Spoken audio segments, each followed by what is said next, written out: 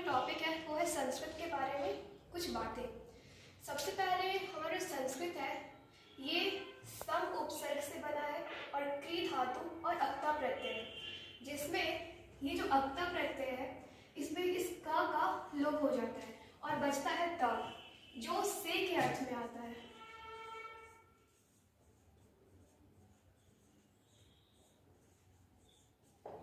और ऐसे अगर देखें तो संस्कृत का अर्थ होता है संस्कार। सबसे पहले संस्कृत जो है वो दो प्रकार के होते हैं, एक लौकिक संस्कृत और एक वैदिक संस्कृत। लौकिक संस्कृत जो हम लोग पढ़ते हैं और वैदिक वो जो हमें वेदों से प्राप्त होता है।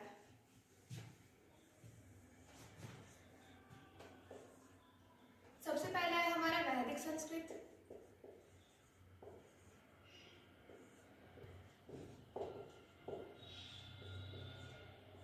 और दूसरा है लौकिक संस्कृत।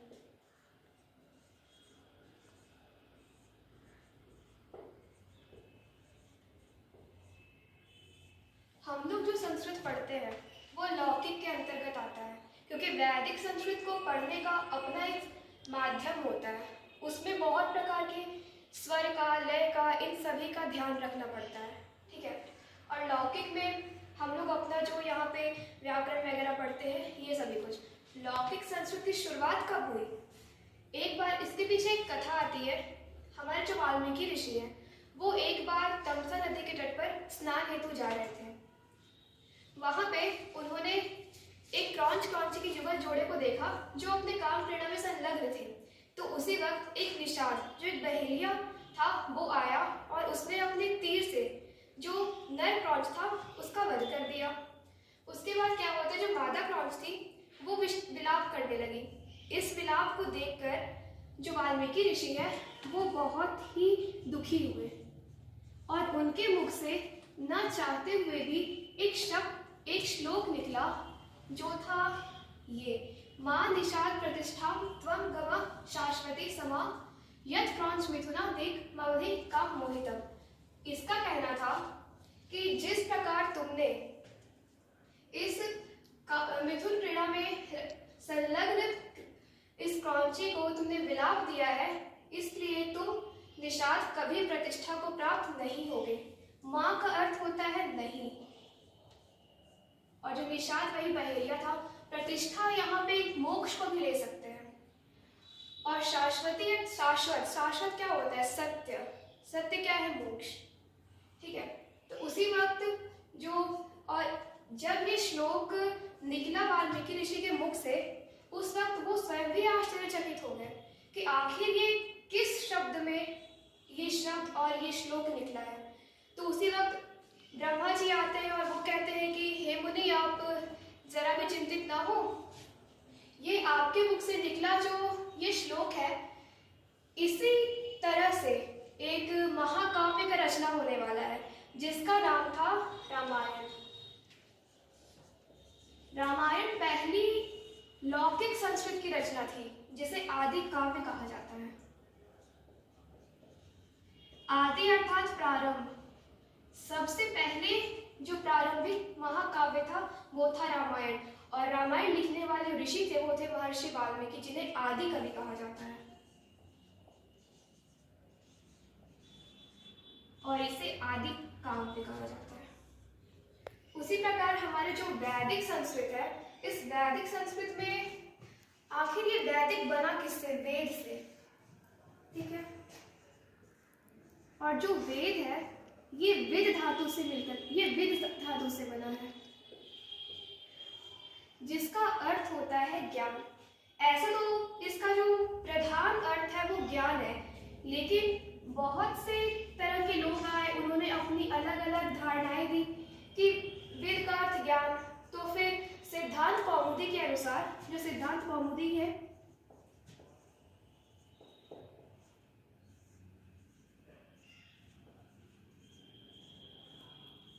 सिद्धांत कौमुदी के अनुसार कहा गया कि जो ये वेद है ये, इसके चार अर्थ होते हैं। एक होता है प्राप्त होना या प्राप्त करना, एक होता है विचार करना,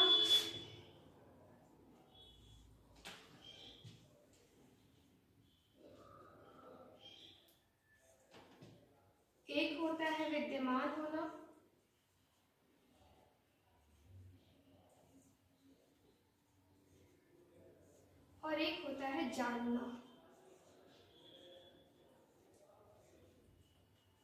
ये चार अर्थ वेद के द्वारा सिद्धांत कौमुदी के अनुसार है, लेकिन वही एक आचार्य शायन आए थे। उन्होंने कहा अपौरुषेयम वाक्यम वेद, जो वेद है वो अपौरुषेय है, अर्थात उसकी रचना किसी पुरुष ने नहीं की, वो स्वयं प्रकट हुआ है। ठीक है, तो जो आचार्य शायन थे